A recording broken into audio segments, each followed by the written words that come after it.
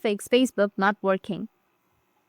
So if you want to fix Facebook not working problem, then what you need to do is start by checking your internet connection and try refreshing the page or restarting the app. You want to also clear your browser's cache or app data and make sure you're using the latest version of the app.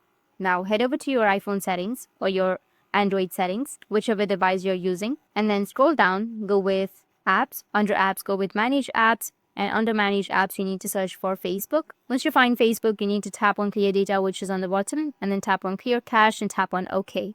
Once you've done this, you need to go back, open up your Play Store or your App Store, go with search, and on search, you need to search for Facebook. Once you search for Facebook, now if you have any updates, you need to go and update the application.